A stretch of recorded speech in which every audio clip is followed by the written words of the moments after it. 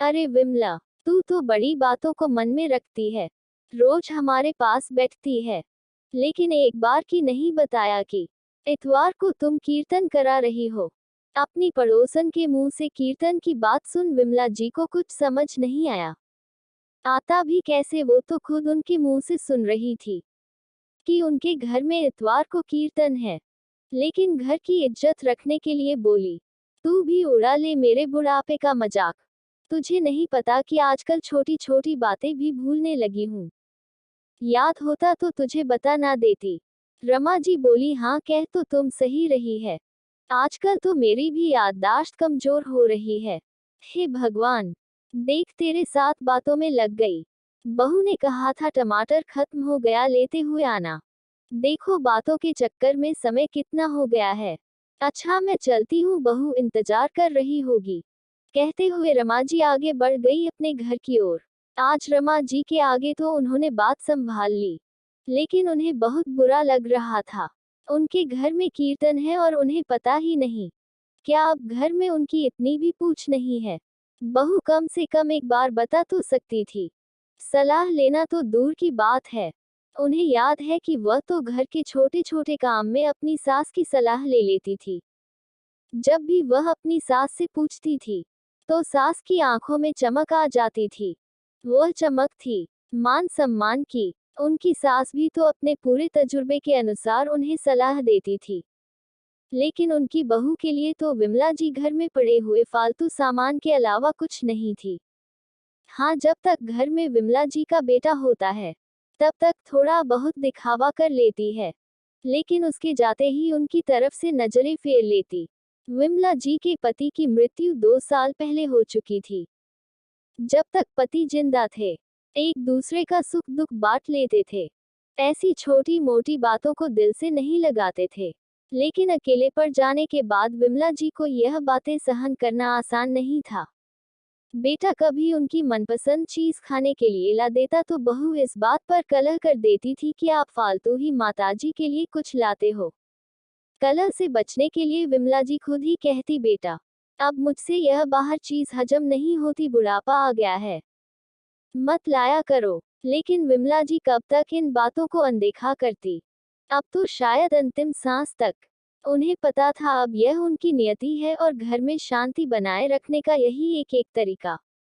लेकिन ये क्या, बहू खुद तो ऐसी बातें करती थी, अब अपने बच्चों को भी इस तरह की बातें सिखाने लगी थी। बाहर से कुछ भी खाने का सामान मंगाती थी तो बच्चे दादी से छुपाकर लाते थे। उनके सो जाने के बाद खाते। जब वो अपनी सहेलियों के साथ बैठी होती तो बच्चे उनके आसपास मंडराते, इस बात का ध्यान रखते कि दादी सहेलियों के साथ क्या बातें कर रही हैं। एक दो बार विमला जी ने बच्चों को खाने पीने चीज ले जाते हुए देखकर पूछा भी था, तो बच्चे बातें बनाते हुए कहते हैं, दादी घर का सामान है और हम आपके पास इसलिए बैठे हैं कि अगर आपको या आपकी सहेली को कोई जरूरत हो तो आवाज न लगानी पड़े। सरला जी की पड़ोसन सब समझती थी, क्योंकि सभी ने अपने बाल धूप में सफेद नहीं किए थे। लेकिन कहती कुछ नहीं थी क्योंकि विमला जी का दिल दुखाना नहीं चाहती थी।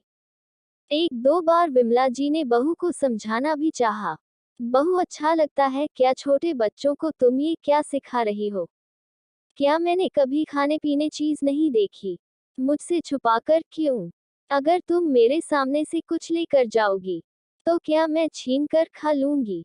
पर उनके समझाने का भी उनकी बहू उल्टा अर्थ लेती थी और उन पर ही राशन पानी लेकर चढ़ाई कर देती थी। बहू कहती, आपको तो मेरी हर बात बुरी लगती है, आजकल के बच्चों को सिखाने की जरूरत नहीं होती, जो देखते हैं वही करते हैं। रही बात आपके खाने पीने की, तो आपको यह बातें शोभा नहीं देती। अरे अपनी उम्र तो देखो, बीमार पड़ोगी तो हमारे लिए आफत हो जाएगी।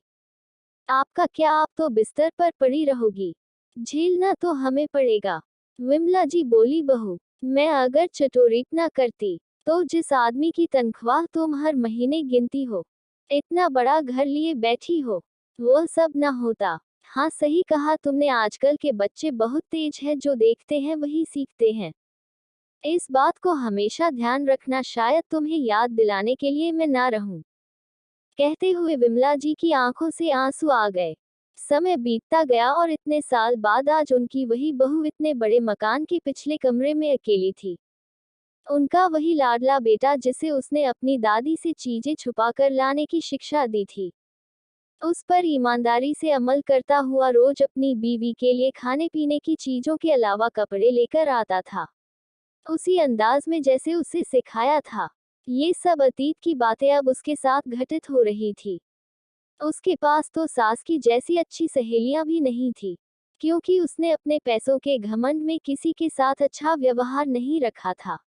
बस अब अकेले पड़े पड़े अपने बर्ताव और व्यवहार को याद कर करके रोती रहती थी। दोस्तों, कैसे लगी आपको मेरी है रचना? पढ़कर अपने विचार जरूर करें।